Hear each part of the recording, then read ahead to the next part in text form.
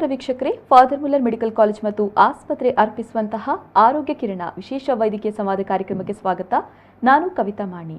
ಇತ್ತೀಚಿನ ದಿನಗಳಲ್ಲಿ ಸಾಕಷ್ಟು ಆರೋಗ್ಯ ಸಮಸ್ಯೆಗಳು ಕಾಣುತ್ತೆ. ಸೊ ಅಂಥದ್ರಲ್ಲಿ ಒಂದು ಸಾಮಾನ್ಯವಾಗಿ, ಅದರಲ್ಲೂ ಕೂಡ ಯಂಗ್ ಏಜಲ್ಲಿ ಸಾಮಾನ್ಯವಾಗಿ ಕಾಡುವಂತಹ ಒಂದು ಸಮಸ್ಯೆ ಅಂತ ಹೇಳಿದರೆ ಅಪೆಂಡಿಸೈಟಿಸ್ ಅಂತ. ಸೊ ಇದಕ್ಕೆ ಯಾವೆಲ್ಲ ರೀತಿಯ ಕಾರಣಗಳಿದೆ, ಜೊತೆಗೆ ಯಾವೆಲ್ಲ ಲಕ್ಷಣಗಳಿದೆ, ಇದಕ್ಕೆ ಯಾವೆಲ್ಲ ರೀತಿಯ ಟ್ರೀಟ್ಮೆಂಟ್ ಇದೆ, ಇದರ ಬಗ್ಗೆ ಮಾತನಾಡೋದಕ್ಕೆ ಇವತ್ತು ನಮ್ಮ ಜೊತೆಗೆ ಫಾದರ್ ಮುಲ್ಲರ್ ಮೆಡಿಕಲ್ ಕಾಲೇಜ್ ಮತ್ತು ಆಸ್ಪತ್ರೆಯ ಜನರಲ್ ಸರ್ಜರಿ ಡಿಪಾರ್ಟ್ಮೆಂಟ್ನ ಅಸಿಸ್ಟೆಂಟ್ ಪ್ರೊಫೆಸರ್ ಆದಂತಹ ಡಾಕ್ಟರ್ ರೋಹನ್ ಡಿಸೋಜಾ ಅವರು ನಮ್ಮ ಜೊತೆಗಿದ್ದಾರೆ. ಬನ್ನಿ ಅವರನ್ನ ಕಾರ್ಯಕ್ರಮಕ್ಕೆ ವೆಲ್ಕಮ್ ಮಾಡಿ ಈ ಒಂದು ಆರೋಗ್ಯ ವಿಚಾರವಾಗಿ ಮಾಹಿತಿಯನ್ನು ಪಡ್ಕೊಳ್ಳೋಣ. ಎಸ್ ಡಾಕ್ಟರ್, ಮೊದಲನೇದಾಗಿ ಕಾರ್ಯಕ್ರಮಕ್ಕೆ ಸ್ವಾಗತ. ಎಸ್ ಡಾಕ್ಟರ್, ನಾನಾಗಲೇ ಹೇಳಿದಾಗೆ ಯಂಗ್ ಏಜಲ್ಲಿ ಹೆಚ್ಚಾಗಿ ಅಂದರೆ ಸಾಮಾನ್ಯವಾಗಿ ಕಾಡುವಂತಹ ಒಂದು ಸಮಸ್ಯೆ ಅಂತ ಹೇಳಿದರೆ ಅಪೆಂಡಿಸೈಟಿಸ್ ಅಂತ. ಸೊ ಇದರ ವಿಚಾರವಾಗಿ ತಿಳ್ಕೊಳ್ಳೋದಕ್ಕಿಂತ ಮುಂಚೆ ನಮ್ಮ ದೇಹದಲ್ಲಿರುವಂತಹ ಅಪೆಂಡಿಕ್ಸ್ ಅಂಗದ ಕಾರ್ಯ ಏನು ಅನ್ನೋದು ಡಾಕ್ಟರ್? ಅಪೆಂಡಿಕ್ಸ್ ಅನ್ನೋದು ನಮ್ಮ ದೇಹದ ಬಲಭಾಗದಲ್ಲಿ, ಕೆಳಹೊಟ್ಟೆಯ ಬಲಭಾಗದಲ್ಲಿ ಒಂದು ಟ್ಯೂಬ್ ಆಕಾರದ ಒಂದು ಗ್ಲ್ಯಾಂಡ್, ಆರ್ಗನ್ ಯೂಶ್ವಲಿ ಒಂದು 5 ಸೆಂಟಿಮೀಟರ್ ಟು 10 ಸೆಂಟಿಮೀಟರ್ ತನಕ ಇರುತ್ತೆ. ವೇರಿ ಆಗ್ಬೋದು, ಕೆಲವರಿಗೆ ಅರೌಂಡ್ 12-15 ಸೆಂಟಿಮೀಟರ್ ತನಕ ಇರ್ಬೋದು. ಅದು ಯೂಶ್ವಲಿ ಬಲಭಾಗದ ನಮ್ಮದು ಸೀಕಮ್ ಅಂತ ಏನಿರುತ್ತೆ, ದೊಡ್ಡ ಕರಳು ಅಂತ ಏನು ಕರಿತೀವಿ, ಅದರ ಸೀಕಮ್ ಅಂತ ಇರುತ್ತೆ, ಅದ್ರಾಗೆ ಅಟ್ಯಾಚ್ ಆಗಿ ಇರುತ್ತೆ.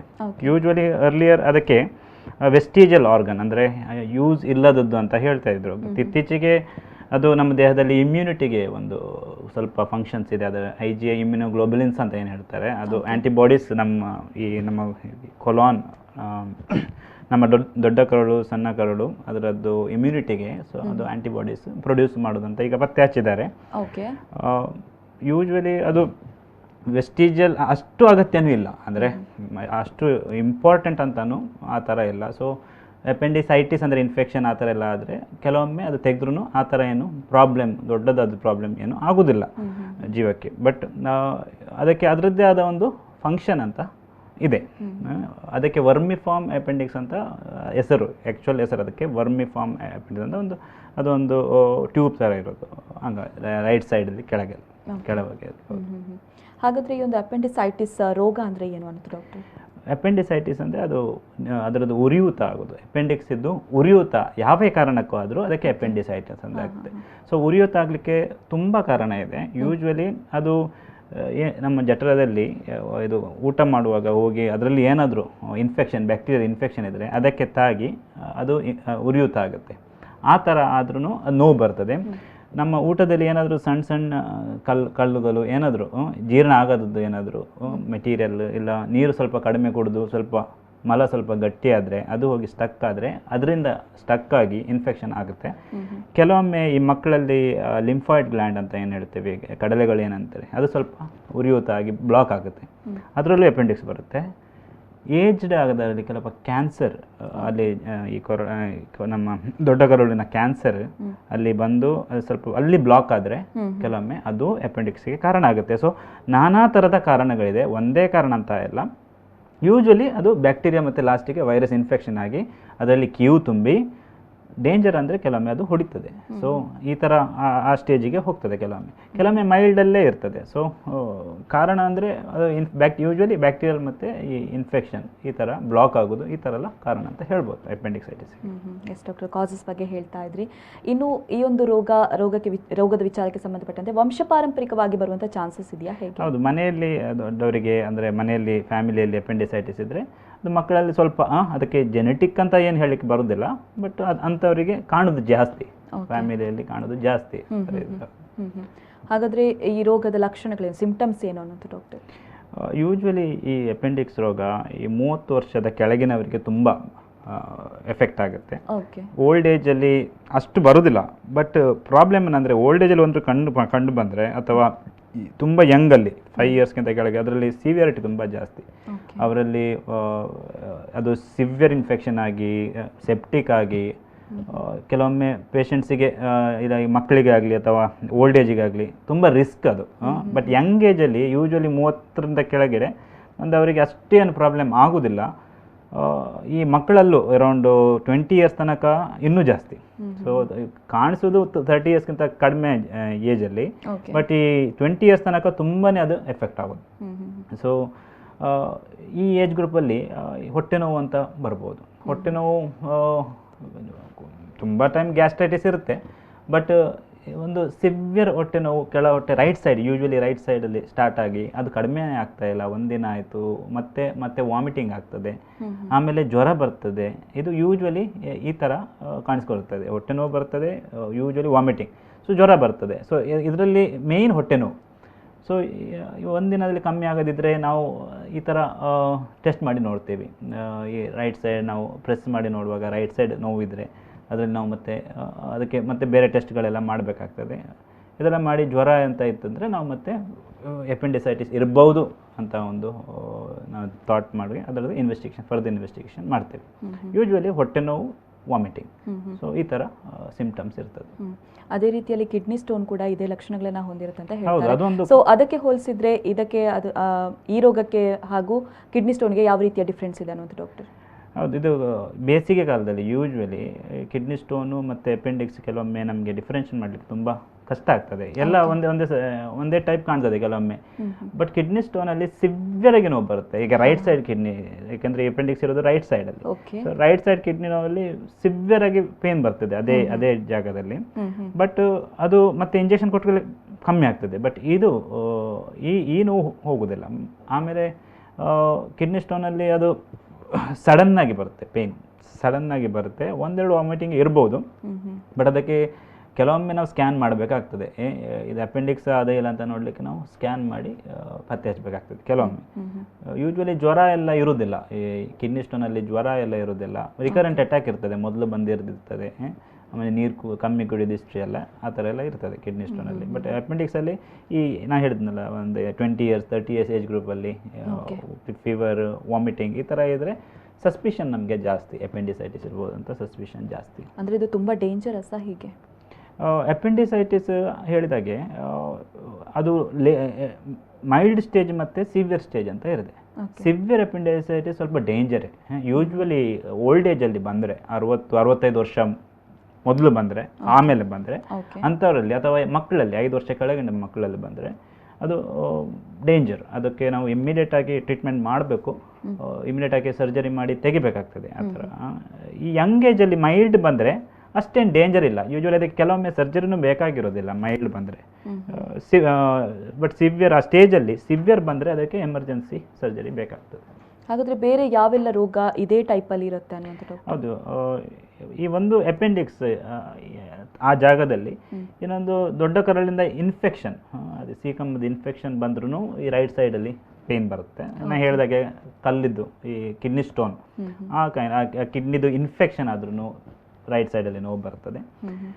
ಕೆಲವೊಮ್ಮೆ ಈ ಮಹಿಳೆಯರಲ್ಲಿ ಅಂಡಾಶಯದ ಸಿಸ್ಟ್ ರಪ್ಚರ್ ಆದರೆ, ಇಲ್ಲವಾ ಯೂಟ್ರಸ್ ಇದ್ದು ಪ್ರಾಬ್ಲಮ್, ಇಲ್ಲ ಇನ್ಫೆಕ್ಷನ್ನು, ಟ್ಯೂಬ್ ಇದ್ದು ಪ್ರಾಬ್ಲಮ್, ಈ ಥರ ಎಕ್ಟೋಪಿಕ್ ಪ್ರೆಗ್ನೆನ್ಸಿ ಅಂತ ಏನು ಹೇಳ್ತೀವಿ, ಆ ಥರ ಎಲ್ಲ ಈ ಅಪೆಂಡಿಕ್ಸ್ ಥರನೇ ಕಾಣುತ್ತೆ. ಕೆಲವೊಮ್ಮೆ ತುಂಬ ಡಿಫಿಕಲ್ಟ್ ಆಗುತ್ತೆ ಯೂಶ್ವಲಿ ಮಹಿಳೆಯರಲ್ಲಿ.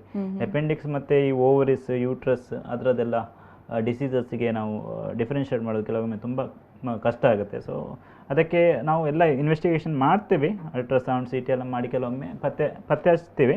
ಕೆಲವೊಮ್ಮೆ ಆದ್ರೂ ಪತ್ತೆ ಹಚ್ಚಲಿಕ್ಕೆ ಕಷ್ಟ ಆಗುತ್ತೆ.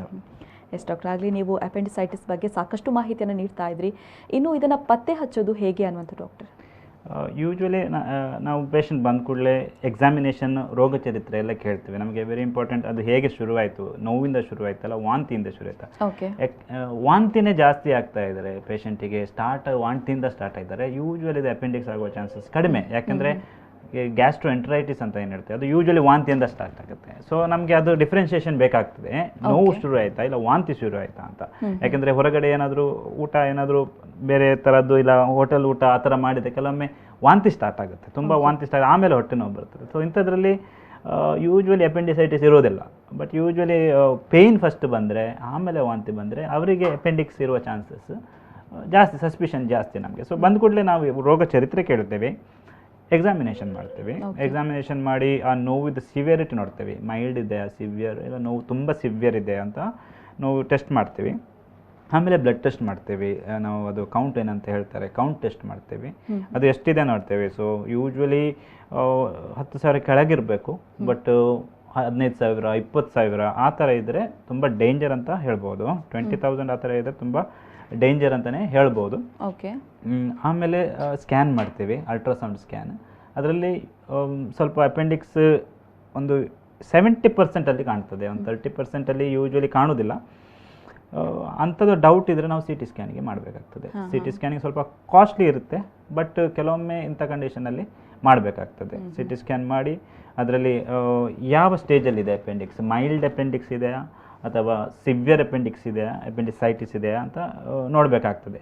ಸೊ ಮೈಲ್ಡ್ ಅಪೆಂಡಿಕ್ಸ್ ಇದ್ದರೆ ಬೇರೆ ಥರ ಟ್ರೀಟ್ಮೆಂಟ್ ಮಾಡಬೇಕಾಗ್ತದೆ. ಸಿವಿಯರ್ ಅಪೆಂಡಿಕ್ಸ್ ಆಗಿ ಮತ್ತು ಕೆಲವೊಮ್ಮೆ ಅಪೆಂಡಿಕ್ಸಲ್ಲಿ ತೂತಾಗ್ತದೆ, ರಪ್ಚರ್ ಅಂತ ಹೇಳ್ತೇವೆ, ಆ ಥರ ಆಗಿ ಎಲ್ಲ ಹೊಟ್ಟೆಲಿ ಕ್ಯೂ ಇದ್ದರೆ that will become a severe emergency.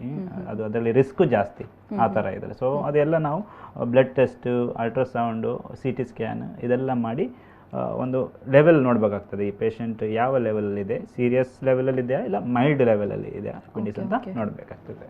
ಅಂದರೆ ಈ ಎಲ್ಲ ಟ್ರೀಟ್ಮೆಂಟನ್ನು ಮಾಡದೆ ಹೋದರೆ ಯಾವೆಲ್ಲ ರೀತಿಯ ಕಾಂಪ್ಲಿಕೇಶನ್ಸ್ ಎದುರಾಗ್ಬೋದು? ನಾನು ಹೇಳಿದಾಗೆ ಅಪೆಂಡಿಕ್ಸ್ 1-2 ದಿನ ಹಾಗೆ ಬಿಟ್ಟರೆ ಅದು 2 ದಿನ ಆದಮೇಲೆ ಅದರದ್ದು ಉರಿಯೂತ ಜಾಸ್ತಿ ಆಗಿ ಸ್ವೆಲ್ಲಿಂಗ್ ಆಗ್ತದೆ. ಒಂದು ಟ್ಯೂಬ್ ಅದು ಇಲ್ಲಿ ಬ್ಲಾಕ್ ಆಯ್ತು ಅಂದ್ಕೊಳ್ಳಿ, ಅದು ಟ್ಯೂಬಲ್ಲಿ ಪ್ರೆಷರ್ ಜಾಸ್ತಿ ಆಗಿ ಹೊಡೆದೋಗುತ್ತೆ.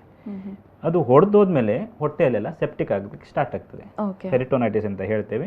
ಸೆಪ್ಟಿಕ್ ಆಗೋದು ನಮ್ಮ ಬಾಡಿ ವೀಕ್ ಆಗಲಿಕ್ಕೆ ಸ್ಟಾರ್ಟ್ ಆಗುತ್ತೆ. ಬಾಡಿದ್ದು ಎಲ್ಲ ನಮ್ಮದು ಬಿ ಪಿ ಎಲ್ಲ ಸ್ವಲ್ಪ ಡೌನ್ ಆಗಲಿಕ್ಕೆ ಸ್ಟಾರ್ಟ್ ಆಗುತ್ತೆ. ವೀಕ್ ಇದ್ದವರಿಗೆ ಸುಮ್ಮನೆ ಸಡನ್ಲಿ ಬಿ ಪಿ ಡೌನ್ ಎಲ್ಲ ಆಗುತ್ತೆ.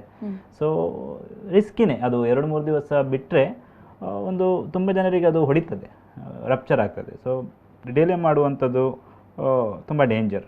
ಎಪೆಂಡಿಸೈಟಿಸ್ ಅಂತ ಅಂದ್ಕೊಳ್ಳಿ, ಅದಕ್ಕೆ ಯೂಶ್ವಲಿ ನಾವು ಎಪೆಂಡಿಕ್ಸಿಗೆ ಸರ್ಜರಿ ಆದಷ್ಟು ಅದು ನಮಗೆ ಯಾರಿಗೆ ಅದು ಹೊಡಿತದೆ ಯಾರಿಗೆ ಹೊಡಿದಿಲ್ಲ ಅಂತ ನಮ್ಗೆ ಹೇಳಲಿಕ್ಕೆ ಆಗೋದಿಲ್ಲ. ಸೊ ಅದಕ್ಕೆ ನಾವು ಸೇಫ್ಟಿಯಾಗಿ ತುಂಬ ಸರ್ಜನ್ಸ್ ಸರ್ಜರಿ ಅಡ್ವೈಸ್ ಮಾಡ್ತಾರೆ.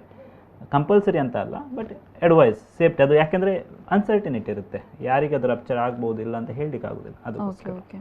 ಎಸ್ ಡಾಕ್ಟ್ರೆ, ಇನ್ನು ಈ ಥರದ ಕಾಯಿಲೆಗೆ ಹೆಚ್ಚಾಗಿ ಆಪ್ರೇಷನನ್ನು ಮಾಡ್ತಾರೆ. ಸೊ ಈ ಕಾಯಿಲೆಗೆ ಆಪ್ರೇಷನ್ ಮಾಡಲೇಬೇಕಾ ಹೇಗೆ ಅಂತ? ಅದೇ ನಾನು ಹೇಳಿದೆ, ಮೈಲ್ಡ್ ಅಪೆಂಡಿಕ್ಸ್ ಅಂತ ಇದ್ದರೆ ಯೂಶ್ವಲಿ ನಮಗೆ ಆಪ್ರೇಷನ್ ಬೇಕಾಗಿಲ್ಲ. ತುಂಬ ಮೈಲ್ಡ್ ಕಮ್ಮಿ ಪೇಯ್ನ್ ಇದೆ ಅಂತ ಹೇಳಿದ್ರೆ ನಾವು ಇಂಜೆಕ್ಷನ್ ಕೊಟ್ಟು ನೋಡ್ಬೋದು, ಬಟ್ ಅಬ್ಸರ್ವ್ ಮಾಡಬೇಕು ಅದು ನೋವು ಜಾಸ್ತಿ ಆಗ್ತಾ ಇದಾ, ನೋವು ಇಲ್ಲ ಕಮ್ಮಿ ಆಗ್ತಾ ಇದೆ ಅಂತ. ಸೊ ನಾವು ಯೂಶ್ವಲಿ ಅಡ್ಮಿಟ್ ಮಾಡಿ 1-2 ದಿನ ಇಂಜೆಕ್ಷನ್ ಕೊಟ್ಟು ನೋಡ್ತೇವೆ. ಮೈಲ್ಡ್ ಇದ್ದರೆ, ಕಮ್ಮಿ ಆಗ್ತಾ ಇದ್ದರೆ ಇಟ್ಸ್ ಬೆಟರ್, ಆಪ್ರೇಷನ್ ಬೇಡ. ಬಟ್ ಅದು ಮುಂದೆ ಬರುವ ಚಾನ್ಸಸ್ಸು ಇರ್ಬೋದು. ಎಲ್ಲರಿಗಂತ ಅಲ್ಲ, ಬಟ್ ಕೆಲವರಿಗೆ 1 ವರ್ಷದಲ್ಲಿ 2 ವರ್ಷದಲ್ಲಿ ಮತ್ತೆ ಅಪೆಂಡಿಕ್ಸ್ ಪೇನ್ ಬರ್ತದೆ. ಎಲ್ಲಾದರೂ ದೂರ ಕೆಲಸಕ್ಕೆ ಹೋದವರು, ಮಿಲಿಟ್ರಿ ಕೆಲಸಕ್ಕೆ ಹೋದವರು, ಅಂಥವರಿಗೆ ಮತ್ತೆ ಅಲ್ಲಿ ಫೆಸಿಲಿಟಿ ಇಲ್ಲಾದರೆ ತುಂಬ ಕಷ್ಟ ಆಗ್ತದೆ. ಅಂಥವರಿಗೆ ನಾವು ಅಪೆಂಡಿಕ್ಸ್ ಮಾಡಿಸ್ಕೊಳ್ಳಿ ಅಂತ ಹೇಳ್ತೇವೆ. ಬಟ್ ಯಾರಿಗೆ ಓಕೆ ಅಲ್ಲಿ ಹತ್ತಿರ ಇದ್ದಾರೆ, ಮನೆ ಹತ್ರ ಆಸ್ಪತ್ರೆ ಇದೆ, ಅಂಥವರಿಗೆಲ್ಲ ದೇ ಆರ್ ಟೇಕ್ ಅಂದರೆ ಅಪೆಂಡಿಕ್ಸ್ ಆಪ್ರೇಷನ್ ಮಾಡ್ಬೋದು, ಇಲ್ಲವೋ. ಅದು ಕೆಲವರಿಗೆ ಬರ್ತದೆ, ಕೆಲವರಿಗೆ ಬರೋದಿಲ್ಲ, ಹೇಳಲಿಕ್ಕೆ ಆಗೋದಿಲ್ಲ ಯಾರಿಗೆ. ಸೊ ಮಾಡಿಸಿಕೊಂಡ್ರೆ ಒಳ್ಳೆಯದು, ಇಲ್ಲಾಂದರೆ we can observe. So injection treatment ಅದಕ್ಕೆ ವ್ಯಾಲಿಡೇ ಇಲ್ಲ ಅಂತ ಇಲ್ಲ. ಬಟ್ ಸಿವಿಯರ್ ಅಪೆಂಡಿಸೈಟಿಸ್ ಇದ್ದರೆ ಅದಕ್ಕೆ ಆಪ್ರೇಷನ್ ಮಾಡದಿದ್ದರೆ ಹೊಡೆಯುವ ಚಾನ್ಸಸ್ ತುಂಬ ಇರುತ್ತೆ. ಅಂದರೆ ಯಾವೆಲ್ಲ ರೀತಿಯ operation doctor? Usually appendix operation 2 type ಇರುತ್ತೆ. ಒಂದು ಓಪನ್ ಸರ್ಜರಿ ಅಂತ ಮಾಡ್ತೀವಿ, ಲ್ಯಾಪ್ರೋಸ್ಕೋಪಿಕ್ ಅಂತ ಮಾಡ್ತೀವಿ. ಓಪನ್ ಅಂದರೆ ರೈಟ್ ಸೈಡಲ್ಲಿ ಒಂದು ಸಣ್ಣ 5 ಸೆಂಟಿಮೀಟರ್ ಇನ್ಸಿಷನ್ ಹಾಕಿ ಮಸಲ್ ಸ್ವಲ್ಪ ಸಪ್ರೇಟ್ ಮಾಡಿ ತೆಗಿತೇವೆ. ಸ್ವಲ್ಪ ನೋವು ಜಾಸ್ತಿ ಇರುತ್ತೆ ಅದರಲ್ಲಿ, ಬಟ್ ಯೂಶ್ವಲಿ ಅದು ನಾನು ಹೇಳಿದೆ ರಪ್ಚರಲ್ಲಿ ಕೀವೆಲ್ಲ ಆಗಿದ್ರೆ ಆ ಆಪ್ರೇಷನ್ ಸ್ವಲ್ಪ ನಮ್ಗೆ ಈಸಿಯಾಗಿ ತೆಗಿಬೋದು. ಬಟ್ ಲ್ಯಾಪ್ರೋಸ್ಕೋಪಿ ಅಂದರೆ 3 ತೂತು ಹಾಕಿ, ಅದು ಕೀ ಹೋಲ್ ಅಂತ ಹೇಳ್ತಾರೆ, ಹಾಕಿ ಅದರಲ್ಲಿ ಸಣ್ಣ ಅದರ ಕ್ಯಾಮ್ರಲ್ಲಿ ನೋಡ್ತೇವೆ. ಉದರ ದರ್ಶಕ ಅಂತ ಏನು ಹೇಳ್ತೇವೆ, ಕ್ಯಾಮ್ರಲ್ಲಿ ನೋಡಿ ಅಪೆಂಡಿಕ್ಸ್ ಮೈಲ್ಡ್ ಇದ್ದರೆ ನಾವು ತೆಗಿತೇವೆ, ತುಂಬ ಕಷ್ಟ ಇದ್ದರೆ ಮತ್ತೆ ಓಪನಿಗೆ ಕನ್ವರ್ಟ್ ಮಾಡಬೇಕಾಗ್ತದೆ. ಬಟ್ ಲ್ಯಾಪ್ರೋಸ್ಕೋಪಿ ಯೂಸ್ಫುಲ್ ಏನಂದರೆ, ಈಗ ಕೆಲವರು ದಪ್ಪ ಇರ್ತಾರೆ, ಅವರಿಗೆ ಓಪನ್ ಮಾಡಲಿಕ್ಕೆ ತುಂಬ ದೊಡ್ಡದು ಇನ್ಸಿಷನ್ ಬೇಕಾಗುತ್ತೆ. ಸೊ ದಪ್ಪ ಇದ್ದವರಿಗೆ ಅಥವಾ ಮಹಿಳೆಯರಿಗೆ, ಸೊ ಅವರಿಗೆ ಓರಿಯಸ್ ಪ್ರಾಬ್ಲಮ್ಮು, ಇದು ಗರ್ಭಕೋಶದ ಪ್ರಾಬ್ಲಮ್ ಎಲ್ಲ ನಮಗೆ ಟ್ಯೂಬಲ್ಲಿ ನೋಡ್ಬೋದು, ಕ್ಯಾಮರಾದಲ್ಲಿ ನೋಡ್ಬೋದು. ಸೊ ಅದು ಬೆನಿಫಿಟ್ ಪ್ರೆಗ್ನೆನ್ಸಿಯಲ್ಲಿ, ಒಬೆಸಿಟಿಯಲ್ಲಿ ಮತ್ತು ಫೀಮೇಲ್ಸಲ್ಲಿ. ಸೊ ಯೂಶ್ವಲಿ ಮತ್ತು ಎಲ್ಡರ್ಸ್ ಅಂಥವರಲ್ಲಿ laparoscopy better. But open okay, but ಸ್ವಲ್ಪ ಲ್ಯಾಪ್ರೋಸ್ಕೋಪಿ ಕಾಸ್ಟ್ಲಿ. ಓಪನ್ಗಿಂತ ಸ್ವಲ್ಪ ಕಾಸ್ಟ್ಲಿ, ಬಟ್ ಎಫೆಕ್ಟಿವ್. ಇಂಥ ಒಬಿಸಿಟಿಯಲ್ಲಿ ದಪ್ಪ ಇದ್ದವರಲ್ಲಿ, ಮಹಿಳೆಯರಲ್ಲಿ ಲ್ಯಾಪ್ರೋಸ್ಕೋಪಿ ಬೆಟರ್. ಅಂದರೆ 2 ಆಪರೇಷನ್ ಕೂಡ ಎಫೆಕ್ಟಿವ್ ಆಗಿರುತ್ತೆ ಅಂತ? 2 ಆಪರೇಷನ್ ಎಫೆಕ್ಟಿವ್. ಅದು ನಾವು ಸಿಲೆಕ್ಟ್ ಮಾಡಬೇಕಾಗ್ತದೆ ಯಾರಿಗೆ ಯಾವ ಟೈಪ್ ಮಾಡಬೇಕಂತ. ಲ್ಯಾಪ್ರೋಸ್ಕೋಪಿ ಎಲ್ಲರಿಗೆ ಮಾಡಲಿಕ್ಕೆ ಆಗೋದಿಲ್ಲ. ಕೆಲವೊಮ್ಮೆ ಅಪೆಂಡಿಕ್ಸ್ ತುಂಬ ಕಾಂಪ್ಲಿಕೇಟೆಡ್ ಇದ್ದರೆ ನಾವು ಓಪನೇ ಮಾಡಬೇಕಾಗ್ತದೆ. ಓಕೆ ಡಾಕ್ಟರ್, ಇನ್ನು ಆಪರೇಷನ್ ಮಾಡಿ ಈ ಒಂದು ಅಪೆಂಡಿಕ್ಸನ್ನು ತೆಗಿತಾರೆ ಅಂತ ಹೇಳಿದ್ರಿ. ಸೊ ಈ ಒಂದು ಅಪೆಂಡಿಕ್ಸನ್ನು ತೆಗೆದ ಮೇಲೆ ಯಾವ ರೀತಿಯಲ್ಲಿ ಇನ್ಫೆಕ್ಷನ್ ಏನಾದರೂ ಆಗುತ್ತಾ ಅಂತ? ಹೌದು, ಅಪೆಂಡಿಕ್ಸ್ ತುಂಬ ಕೀವಾಗಿದ್ದರೆ ನಾವು ಅಪೆಂಡಿಕ್ಸ್ ಆಪ್ರೇಷನ್ ಆದ ನಂತರ ಆ ಜಾಗದಲ್ಲಿ ಮತ್ತೆ ಕೀವ್ ಆಗೋ ಚಾನ್ಸಸ್ ಇರುತ್ತೆ. ಯಾಕೆಂದರೆ ಅಪೆಂಡಿಕ್ಸ್ ಇದು ಇನ್ಫೆಕ್ಷನ್ ಅದು ಇದಕ್ಕೆ ತಾಗಿರುತ್ತೆ. ಒಂದು ಅಪೆಂಡಿಕ್ಸ್ ಆದ ನಂತರ ಅದರದ್ದು ಬೇರು ಉಳಿದೇ ಇರ್ತದೆ. ನಾವು ಅಪೆಂಡಿಕ್ಸ್ ಬೇರು ತೆಗಿಲಿಕ್ಕೆ ಆಗೋದಿಲ್ಲ, ಅದು ಅಷ್ಟು ಬಿಡ್ತದೆ. ಕೆಲವರಿಗೆ ಅದು ಬೇರಿನ ಮತ್ತೆ ಇನ್ಫೆಕ್ಷನ್ ಬರ್ಬೋದು. ಅದು ಸ್ವಲ್ಪ ಹೊಟ್ಟೆ ನೋವು ನಡುವೆ ಬರ್ಬೋದು. ಅಂಥದ್ದಕ್ಕೆ ನಾವು ಆ್ಯಂಟಿಬಯೋಟಿಕ್ ಎಲ್ಲ ಕೊಟ್ಟು ಕಂಟ್ರೋಲ್ ಮಾಡ್ತೀವಿ. ಎಸ್ ಡಾಕ್ಟರ್, ಸಾಕಷ್ಟು ಮಾಹಿತಿಯನ್ನು ನೀಡ್ತಾ ಇದ್ರಿ. ಇನ್ನು ಈ ಒಂದು ರೋಗದ ವಿಚಾರಕ್ಕೆ ಸಂಬಂಧಪಟ್ಟಂತೆ ಒಂದು ವೇಳೆ ಆಪರೇಷನ್ ಮಾಡದೆ ಏನಾದರೂ ಟ್ರೀಟ್ಮೆಂಟ್ ಮಾತ್ರ ಮಾಡಿದರೆ ಮತ್ತೆ ಮರುಕಳುಹಿಸುವಂಥ ಚಾನ್ಸಸ್ ಏನಾದರೂ ಇದೆಯಾ ಅಂತ?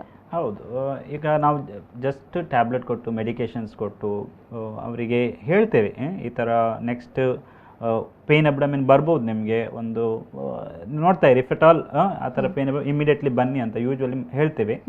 ಬಟ್ ಕೆಲವರಿಗೆ ನಾವು ಅಡ್ಮಿಟ್ ಮಾಡಿ ಅವರಿಗೆ ಈಗ ಮೊದಲು 2 ಮಂತ್ಸ್ 3 ಮಂತ್ಸಲ್ಲಿ ಕಡ್ಡಾಯವಾಗಿ ಬಂದು ಅಪೆಂಡಿಕ್ಸ್ ಮಾಡ್ಕೊಳ್ಳಿ ಅಂತ ಹೇಳ್ತಿದ್ವಿ. ಇತ್ತೀಚೆಗೆ ಸ್ವಲ್ಪ ಚೇಂಜ್ ಆಗಿದೆ, ಪ್ರೋಟೋಕಾಲ್ಸ್ ಚೇಂಜ್ ಆಗಿದೆ.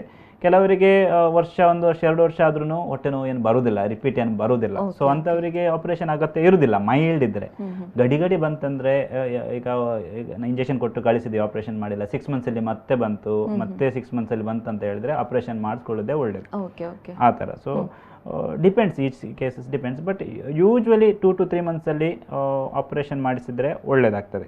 ಕೆಲವೊಂದು ಸಿಚುವೇಶನ್ ನಮಗೆ ಆಪರೇಷನ್ ಮಾಡಲಿಕ್ಕೆ ಆಗೋದಿಲ್ಲ, ಯಾಕೆಂದರೆ ಅಪೆಂಡಿಕ್ಸ್ ಅಲ್ಲಿ ಗೆಡ್ಡೆ ಆಗಿರುತ್ತೆ. ಅಪೆಂಡಿಕ್ಸ್ ನನಗೆ ಸಿವಿಯರಿಟಿ ಅನುಕೂಲ, ಅದು ಹೋಗಿ ರಪ್ಚರ್ ಆಗ್ಬೋದಿಲ್ಲ, ಅಲ್ಲಿ ಗೆಡ್ಡೆ ಆಗ್ಬೋದು. ಸೊ ಗೆಡ್ಡೆ ಆಗಿದ್ರೆ ಅದು ಆಪರೇಷನ್ ಮಾಡಲಿಕ್ಕೆ ತುಂಬ ಕಷ್ಟ, ಅದು ಇಂಟೆಸ್ಟೈನ್ಸ್ ಡ್ಯಾಮೇಜ್ ಆಗೋ ಚಾನ್ಸಸ್ ಇರುತ್ತೆ. ಸೊ ಅಂಥವರಿಗೆ ನಾವು ಮತ್ತೆ ಒಂದು ಆ್ಯಂಟಿಬಯೋಟಿಕ್ಸ್ ಒಂದು ವಾರ ಆ್ಯಂಟಿಬಯೋಟಿಕ್ಸ್ ಕೊಟ್ಟು ಮನೆಗೆ ಕಳಿಸಿ ಮತ್ತೆ ಒಂದು 2 ಮಂತ್ಸ್ 3 ಮಂತ್ಸಲ್ಲಿ ನಮಗೆ ವಾಪಸ್ ಬರಲಿಕ್ಕೆ ಹೇಳಿ ಅಪೆಂಡಿಕ್ಸ್ ತೆಗೆಯುತ್ತೆ. ಸೊ ಅದು ಸ್ವಲ್ಪ ಟೈಮ್ ಬೇಕಾಗ್ತದೆ, ಅದು ಸ್ವಲ್ಪ ಅದು ಉರಿಯೂತ ರಿಸಾಲ್ವ್ ಆಗಲಿಕ್ಕೆ. ಹಾಗಾದರೆ ಈ ಒಂದು ಅಪೆಂಡಿಕ್ಸ್ ಆಪರೇಷನ್ ಅನ್ನುವಂಥದ್ದು ಏನಾದರೂ ರಿಸ್ಕಿಯಾ ಹೇಗೆ ಅಂತ ಡಾಕ್ಟರ್? ಓಲ್ಡ್ ಏಜ್ದಲ್ಲಿ ಮತ್ತು ಮಕ್ಕಳಲ್ಲಿ ಸ್ವಲ್ಪ ರಿಸ್ಕ್ ಇದೆ. ಯಾಕೆಂದರೆ ಓಲ್ಡ್ ಏಜಲ್ಲಿ ಅವ್ರ ದೇಹ ಮಕ್ಕಳಲ್ಲಿ ಯಾವುದು 2 years ರೇರ್, ಬಟ್ ಮಕ್ಕಳಲ್ಲಿ 2 years 1 years ಮಕ್ಕಳಲ್ಲಿ ಅಪೆಂಡಿಕ್ಸ್ ಬಂದರೆ ಅವರಿಗೆ ಒಂದು ಪತ್ತೆ ಹಚ್ಚಲಿಕ್ಕೆ ಕಷ್ಟ ಇರುತ್ತೆ. ಮಕ್ಕಳಿಗೆ ಹೇಳಲಿಕ್ಕೆ ಆಗೋದಿಲ್ಲ ಏನಾಗ್ತಾಯಿದೆ ಅಂತ, ವೀಕ್ ಆಗ್ತಾ ಹೋಗ್ತಾರೆ. ಸೊ ಇನ್ಫೆಕ್ಷನ್ ಜಾಸ್ತಿ ಆಗ್ತಾ ಹೋಗುತ್ತೆ. ಸೊ ಅಂಥವರಲ್ಲಿ ಮತ್ತು ಓಲ್ಡ್ ಏಜಲ್ಲಿ ಅವರಿಗೆ ಬೇಗ ಗೊತ್ತಾಗೋದಿಲ್ಲ. ಓಲ್ಡ್ ಏಜಲ್ಲಿ ಮತ್ತು ಅವ್ರದ್ದು ಹಾರ್ಟ್ ಲಂಗ್ಸ್ ಎಲ್ಲ ವೀಕ್ ಇರ್ತದೆ. ಸೊ ಅಂಥವ್ರಿಗೆ ಆಪ್ರೇಷನ್ ಮಾಡೋದು ಸ್ವಲ್ಪ ರಿಸ್ಕ್, ಬಟ್ ಪರವಾಗಿಲ್ಲ, ಒಂದು 20% ಚಾನ್ಸಸ್ ಇದೆ, ಪ್ರಾಬ್ಲಮ್ ಆಗೋದಕ್ಕೆ ಚಾನ್ಸಸ್ ಇದೆ. ಎಸ್ ಡಾಕ್ಟರ್, ಇನ್ನು ಪ್ರೆಗ್ನೆನ್ಸಿಯಲ್ಲಿ ಆಪರೇಷನ್ ಆದರೆ ಏನು ಮಾಡಬೇಕು ಅನ್ನುವಂಥದ್ದು ಡಾಕ್ಟರ್? ಅದೇ ಪ್ರೆಗ್ನೆನ್ಸಿಯಲ್ಲಿ ಅಪೆಂಡಿಕ್ಸ್ ಬರ್ಬೋದು. ಸೊ ಇಂಥ ಕಂಡೀಷನಲ್ಲಿ ನಾವು ತುಂಬ ಚಾಲೆಂಜಿಂಗ್, ಇಂಥ ಎಲ್ಲ ಕಂಡೀಷನ್ಸ್ ಬಂದರೆ ಒಂದು ಪತ್ತೆ ಹಚ್ಚೋದು. ಪ್ರೆಗ್ನೆನ್ಸಿಲಿ ಅಪೆಂಡಿಕ್ಸಿಂದ ಪೊಸಿಷನ್ ಎಲ್ಲ ಚೇಂಜ್ ಆಗಿರುತ್ತೆ. ಸೊ ಒಂದು ಪತ್ತೆ ಹಚ್ಚೋದು ಪ್ರಾಬ್ಲಮ್ ಆಗ್ತದೆ. ಪತ್ತೆ ಹಚ್ಚಿದ ಮೇಲೆ ಅವರಿಗೆ ಆದಷ್ಟು ನಾವು 2nd trimester ಒಳಗೆ ಅದು ಸರ್ಜರಿ ಮಾಡಿ ತೆಗೆದ್ರೆ ಒಳ್ಳೆಯದು. ಆದ್ರೂ ಸ್ವಲ್ಪ ಈ ಮಗುಗೆ, ಹೊಟ್ಟೆಲಿದ್ದ ಮಗುಗೆ ಸ್ವಲ್ಪ ರಿಸ್ಕ್ ಆಗೋ ಚಾನ್ಸಸ್ ಇರ್ತದೆ, ಅಬಾರ್ಷನ್ ಎಲ್ಲ ಆಗೋ ಚಾನ್ಸಸ್ ಇರ್ತದೆ. ಓಕೆ ಡಾಕ್ಟರ್, ಇನ್ನು ಸಣ್ಣ ಮಕ್ಕಳು ಹಾಗೆಯೇ ವೃದ್ಧರಲ್ಲಿ ಈ ಒಂದು ಅಪೆಂಡಿಕ್ಸ್ ತೆಗೆಯೋದ ಸಂದರ್ಭದಲ್ಲಿ ಯಾವೆಲ್ಲ ರೀತಿಯ ರಿಸ್ಕನ್ನು ಎದುರಿಸಬೇಕಾಗುತ್ತೆ ಅನ್ನೋದು? ಅದೇ ಅವರಲ್ಲಿ ಮಕ್ಕಳಲ್ಲಿ ಇಮ್ಮಿಡಿಯೇಟ್ ಆಗಿ ನಾವು ಸರ್ಜರಿ ಅಡ್ವೈಸ್ ಮಾಡ್ತೇವೆ. ಯಾಕೆಂದರೆ ಮಕ್ಕಳಲ್ಲಿ ಅದು ಪರ್ಫರೇಟ್ ಆದರೆ, ಅದು ಹೊಡೆದ್ರೆ ಸೆಪ್ಟಿಕ್ ಆಗಿ ಮಕ್ಕಳಲ್ಲಿ ಮಾರ್ಟಾಲಿಟಿ ಚಾನ್ಸ್ ಜಾಸ್ತಿ ಇದೆ ಮಕ್ಕಳಲ್ಲಿ. ಅದರಲ್ಲಿ ಅವ್ರದ್ದು ಈ ಎಬ್ಡಾಮಿನಿದ್ದು ಒಂದು ಒಮೆಂಟಮ್ ಏನಂತ ಹೇಳಿದ್ರೆ ಅದು ಬೆಳವಣಿಗೆ ಇರೋದಿಲ್ಲ. ಸೊ ಅದರಿಂದ ಅದಕ್ಕೆ ಪ್ರೊಟೆಕ್ಷನ್ ಇರೋದಿಲ್ಲ, ಹೊಟ್ಟೆಯಲ್ಲಿ ಫುಲ್ ಸೆಪ್ಟಿಕ್ ಆಗಿಬಿಡುತ್ತೆ. ಸೊ ಇಮಿಡಿಯೇಟ್ಲಿ ಅದು ಅಪೆಂಡಿಕ್ಸ್ ಅಂತ ಗೊತ್ತಾದ ಕೂಡಲೇ ಆಪ್ರೇಷನ್ ಮಾಡಿ ತೆಗೆಯೋದು ತುಂಬ ಒಳ್ಳೆಯದು ಮಕ್ಕಳಲ್ಲಿ. ಅದು ವೆಯ್ಟ್ ಮಾಡಿ ಅದು ಹೊಡೆಯೋದಕ್ಕಿಂತ. ಸೊ ಅದಕ್ಕೆ ಸೇಫ್ಟಿಯಾಗಿ ಎಲ್ಲ ಸರ್ಜನ್ಸ್ ಯೂಶ್ವಲಿ ಸರ್ಜರಿ ಮಾಡಿಸ್ಕೊಳ್ಳಿನೇ ಹೇಳ್ತಾರೆ, ಅನ್ಲೆಸ್ ಇಟ್ ಈಸ್ ತುಂಬ ಮೈಲ್ಡಾಗಿ ಇದ್ದರೆ, ತುಂಬ ಕಮ್ಮಿ ನೋವಿದ್ರೆ ಅಷ್ಟೇ ಆ್ಯಂಟಿಬಯೋಟಿಕ್ಸ್ ಕೊಟ್ಟು ನೋಡ್ಬೋದು. ತುಂಬ ಪೇಯ್ನ್ ಇದ್ದರೆ ಅಪೆಂಡಿಕ್ಸ್ ಆಪ್ರೇಷನ್ ಮಾಡೋದೇ ಒಳ್ಳೆಯದು. ಯಾಕೆಂದರೆ ಆಫ್ಟರ್ 2 days ಅದು ಹೊಡಿಬೋದಂತ ಒಂದು ರಿಸ್ಕ್, ಅದೊಂದು ನಾವು ಇದು ಮಾಡಿ ಥಿಂಕ್ ಮಾಡಿ ಹೇಳೋದು ಯೂಶ್ವಲಿ. ಮೈಲ್ಡ್ ಇದೆ ಇದು ನೋಡ್ಬೋದು, ಇಂಜೆಕ್ಷನ್ ಕೊಟ್ಟು ನೋಡ್ಬೋದು. ಸೊ ಮಕ್ಕಳಲ್ಲಿ ಅದೇ ಇದು ರಿಸ್ಕಿಂದ, ಈ ಪ್ರಿಪರೇಷನ್ ರಿಸ್ಕ್ ಆಗಿ ಮಕ್ಕಳನ್ನ ಅದು ಪ್ರಾಣಕ್ಕೆ ಅಪಾಯ ಕಾರಣ ಆಗಿ ಆಪರೇಷನ್ ಮಾಡಿಸ್ಕೊಳ್ಳೋದು ಒಳ್ಳೆಯದಂತ ನನ್ನ ಅಭಿಪ್ರಾಯ. ಎಸ್ ಡಾಕ್ಟರ್, ಇನ್ನು ಅಪೆಂಡಿಕ್ಸ್ ಅಂಗದಲ್ಲಿ ಏನಾದರೂ ಕ್ಯಾನ್ಸರ್ ಬರುವಂತಹ ಚಾನ್ಸಸ್ ಇದೆಯಾ ಹೇಗೆ? ಹೌದು, ಯೂಶ್ವಲಿ 45 years ಆ ಥರ ಅವರಿಗೆ ಅಪೆಂಡಿಕ್ಸ್ ಬರೋ ಚಾನ್ಸಸ್ ಕಮ್ಮಿ. ಬಟ್ ಅಪೆಂಡಿಸೈಟಿಸ್ ಬಂದರೆ ನಾವು ಅಪೆಂಡಿಕ್ಸ್ ಆಪ್ರೇಷನ್ ಮಾಡಿದ ಮೇಲೆ ಕಂಪ್ಲೀಟ್ ಇವ್ಯಾಲ್ಯೂಯೇಷನ್ ಮಾಡಬೇಕಾಗ್ತದೆ, ಕೊಲೊನೋಸ್ಕೋಪಿ ಮಾಡಬೇಕಾಗ್ತದೆ. ಎಲ್ಲಿಯಾದರೂ ಕ್ಯಾನ್ಸರ್ ಅಲ್ಲಿ ಹೋಗಿ ಬ್ಲಾಕ್ ಆಗಿ ಅಪೆಂಡಿಸೈಟಿಸ್ ಆಗಿದೆ ಇಲ್ಲ ಅಂತ ನೋಡಬೇಕಾಗ್ತದೆ. ತುಂಬ ಮಂದಿಗೆ ನಾವು ಅಪೆಂಡಿಕ್ಸ್ ಮಾಡಿ ತೆಗೆದ ಮೇಲೆ ಒಂದು ಕೊಲೊನೋಸ್ಕೋಪಿ ಮಾಡುವಾಗ ಕ್ಯಾನ್ಸರ್ ಇರುತ್ತೆ, ಕರಳಲ್ಲಿ ಕ್ಯಾನ್ಸರ್ ಇರುತ್ತೆ ದೊಡ್ಡ ಕರಳಲ್ಲಿ, ಮತ್ತು ಅದೊಂದು ದೊಡ್ಡ ಕರಳು ತೆಗೆಯೋ ಆಪರೇಷನನ್ನು ಮಾಡಬೇಕಾಗ್ತದೆ. ಅಂದರೆ ಇದಕ್ಕೆ ಯಾವ ರೀತಿಯ ಟ್ರೀಟ್ಮೆಂಟ್ ಇರುತ್ತೆ ಡಾಕ್ಟರ್? ಸೇಮ್ ಅಪೆಂಡಿಕ್ಸೆಕ್ಟಮಿ ಸೇಮ್ ತಾನೇ ಮಾಡೋದು, ಬಟ್ ಕ್ಯಾನ್ಸರ್ಗೆ ಮತ್ತು ಅದರದ್ದೇ ಅದು ಮತ್ತು ಕ್ಯಾನ್ಸರ್ದು ಸ್ಟೇಜ್ ನೋಡಬೇಕಾಗ್ತದೆ, ಯಾವ ಸ್ಟೇಜ್ ಕ್ಯಾನ್ಸರಲ್ಲಿದೆ ಮತ್ತು ಕ್ಯಾನ್ಸರ್ ಎಲ್ಲಿ ಯಾವ ಏರಿಯಾದಲ್ಲಿದೆ ಅಂತ. ಅದು ದೊಡ್ಡ ಕರಳದ ಎಷ್ಟು ತೆಗೆದು ಆಮೇಲೆ ಕೀಮೋಥೆರಪಿ ಎಲ್ಲ ಬೇಕಾಗ್ತದೆ, ಕ್ಯಾನ್ಸರ್ ಕೀಮೋಥೆರಪಿ ಎಲ್ಲ ಕೊಡಬೇಕಾಗ್ತದೆ. ಅಂದರೆ ಆಪರೇಷನ್ ಮಾಡಿದ ನಂತರ ಏನಾದರೂ ಮತ್ತೆ ರಿಪೀಟ್ ಆಗುವಂಥ ಚಾನ್ಸಸ್ ಇದೆಯಾ ಹೇಗೆ? ಅಪೆಂಡಿಸೈಟಿಸ್ ಹೌದು, ಅಪೆಂಡಿಕ್ಸ್ ಅಂಗ ತೆಗೆದ ಮೇಲೆ ಅಪೆಂಡಿಸೈಟಿಸ್ ಬರೋದ ಚಾನ್ಸಸ್ ಇಲ್ಲ, ಬಟ್ ಅದ್ರದ್ದು ಬೇರೆ ನಾನು ಹೇಳಿದಾಗೆ ಸ್ಟಂಪ್ ಅಂತ ಇರುತ್ತೆ, ಅದ್ರ ಮೇಲೆ ಕೆಲವೊಮ್ಮೆ ಇನ್ಫೆಕ್ಷನ್ ಬರುತ್ತೆ, ಅದಕ್ಕೆ ಸ್ಟಂಪ್ ಅಪೆಂಡಿಸೈಟಿಸ್ ಅಂತ ಹೇಳ್ತಾರೆ. ಎಸ್ ಡಾಕ್ಟರ್, ಈ ಒಂದು ವಿಚಾರಕ್ಕೆ ಸಂಬಂಧಪಟ್ಟಂತೆ ಫಾದರ್ ಮುಲ್ಲರಲ್ಲಿ ಯಾವ ರೀತಿಯ ಫೆಸಿಲಿಟಿ ಇದೆ ಅಂತ ಡಾಕ್ಟರ್? ನಮ್ಮದು ಫಾದರ್ ಮುಲ್ಲರಲ್ಲಿ ಲ್ಯಾಪ್ರೋಸ್ಕೋಪಿ ಫೆಸಿಲಿಟಿ ಇದೆ, ನಮ್ಮದು ಓಪನ್ ಸರ್ಜರಿನೂ ಮಾಡ್ತೇವೆ, ಕೊಲೊನೋಸ್ಕೋಪಿ ಇದೆ, ಎಂಡೋಸ್ಕೋಪಿ ಎಲ್ಲ ಇದೆ. ನಮ್ಮದು NABH ಹಾಸ್ಪಿಟಲ್ ಅಂದರೆ ಕ್ವಾಲಿಟಿ ಕಂಟ್ರೋಲ್ ಇದೆ ಅದರಲ್ಲಿ. ಸೊ ಅದು NABH ಅಂದರೆ ಅದು ಅದರದ್ದೇ ಚೆಕಿಂಗ್ ಇರುತ್ತೆ, ಅದರದ್ದೇ ಲೆವೆಲ್ ಚೆಕಿಂಗ್ ಎಲ್ಲ ಇರುತ್ತೆ, ಕ್ವಾಲಿಟಿ ಕಂಟ್ರೋಲ್ ಅಂತ ಇರುತ್ತೆ. ಸೊ ಆಲ್ ಫೆಸಿಲಿಟೀಸ್ ಈ ಥರ ಲ್ಯಾಪ್ರೋಸ್ಕೋಪಿ ಆಗಲಿ ಎಂಡೋಸ್ಕೋಪಿ ಆಗಲಿ ಎಲ್ಲ ಮಾಡ್ತೇವೆ.